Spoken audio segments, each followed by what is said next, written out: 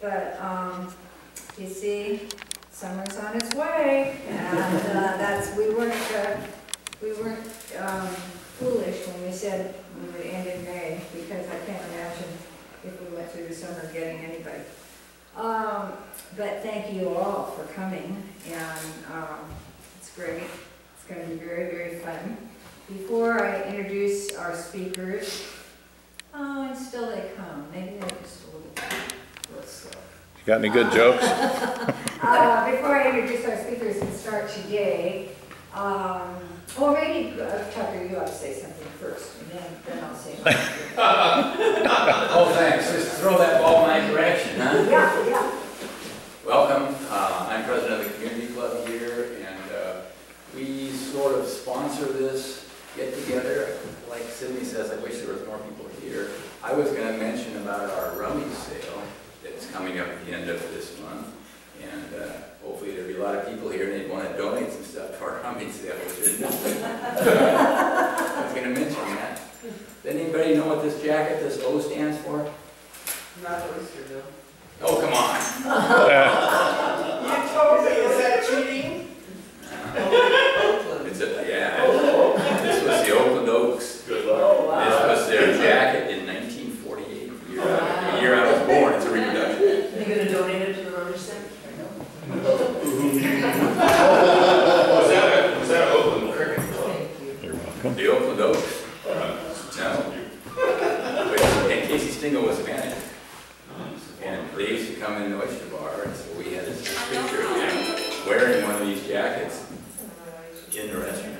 So when I saw this for sale, and they had a big sale on it, it's a big and to buy it. And I hardly ever wear it, so I go to Vegas. I thought I'm honoring all of you with this wonderful jacket. Thank you. What you didn't say is that there's a coffee can on the table, probably everybody knows that. And I hate to beg you, so few people. I know, but any donations you put in go to keeping the building heated, which is kind of important in the winter time when we meet. And although we did have the heat on overnight for today, and the lights and, you know, the nuts and bolts, because they generously, the community club generously lets us use the building and this equipment for chairs and tables and stuff for free. And so that's pretty special. Okay, so I wanted to, besides thanking all of you for coming on this last one, tell you that, you know, this has been a great experiment as far as we've, those of us who dreamed it up, considered, and it's been hugely successful. We've been so pleased with everybody coming and participating, and the speakers have been more than willing to come and share their knowledge and expertise. And we certainly want it to continue next year. That is a big question mark.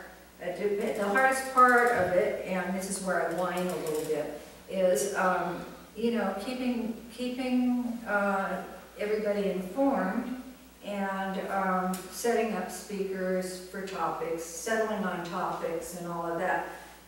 At first, there was a what do you call those? A group of people that are the Committee.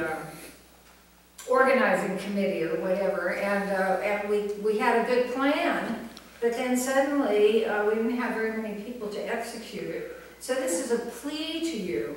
If you want this to continue next year and you're interested, let me know this summer. You know how to get a hold of me, and maybe you know, you can give me a little help, and just, you know, contacting people and putting stuff in the paper and blah blah blah. Okay, that's that. The other thing is my passion, in addition to the history of the area, is to have our history endure. And with computers and people not writing and nobody keeps diaries or journals, except Tucker does. You know, that's kind of iffy, and things are changing fast. When I realized that teenagers no longer can tell what in the heck a telephone that we grew up with, what it is or how it works, that's kind of creepy. And by the time they're our age, what will be lost about our lives? So, I have a very fun thing for you to do, if you want to, the first Wednesday in June. It is a memoir workshop. You do not have to write anything, but you do have to come and participate, and it really is fun. And it's to get you started on writing your memoir about what you do, what you have done for your life. And if you have children coming along, or if you just want to leave an account, this is a way to get you started. And besides that, it's fun. And so I want to do this memoir thing. I've done it before at community colleges, and I tell you, it's great. So I'm going to pass this around, and if you're interested in doing that, and you're not going to be, in some exotic place on the first Wednesday in June, sign up and come, and we'll sit at tables, and I'm not going to tell you anymore. Here, right here. Yeah. Okay, so with that, I want to start today's forum. We have 4 speakers today, and some of them are kind of wordy. And so, I'm going to be the whip. We can speak really fast, don't worry about that. And so I'm going to introduce each of them to you right now, tell you a little bit about them, and then when their time is up, the next one I'll carry on. Do all of you have slideshows too? Do all of you, or just 2? 2. Just 2, okay.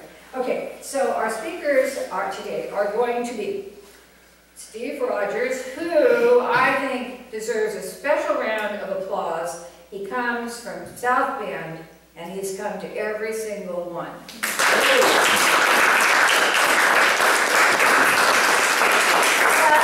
added a lot to other forums as well he should, because he is the president of the Pacific County Historical Society, so, he I knows. am pleased that only once did I get out of my truck and fall flat on my face. Yeah, which was really good. Didn't fall flat because it was your knees that I noticed. That's all about it, anyway.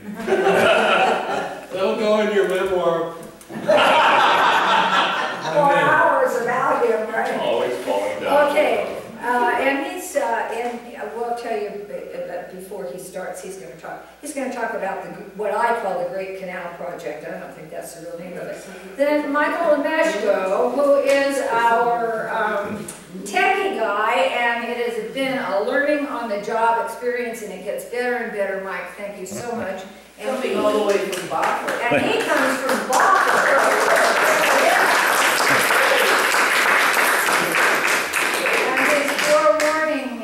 That's not going to happen next time. It may be every other time, so we have a little while to work on it. And he's going to talk about the early Ilwaco wharfs. So that's a different transportation niche. Then we have Jerry Bowman, who is with his wife Lori, but Lori's not going to speak, I don't think.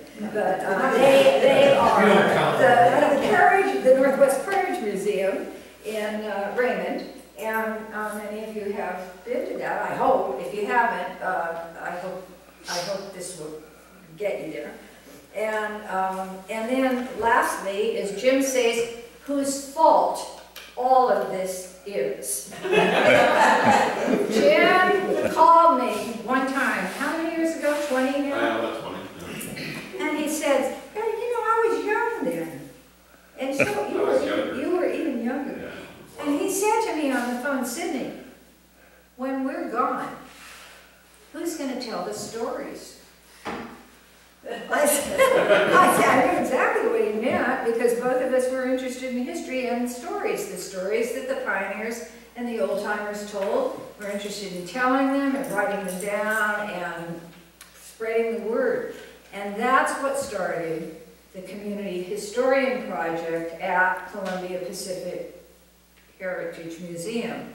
And when they had to end that because of staffing and other matters last year, or actually it ended a couple years ago, who did I call and say, Jim, what are we going to do now? And so with help from several other people, we decided to try the History Forum, a little different format, and it's been greatly successful.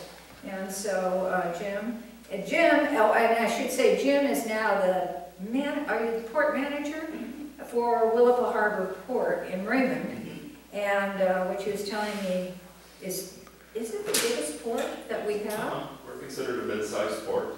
I'll explain a little bit of that. Okay, and he's going to talk to us about ferries then and future. Okay? So we're going to start with Steve, and you're on, Steve. Thank you, Sydney. One of the things when I was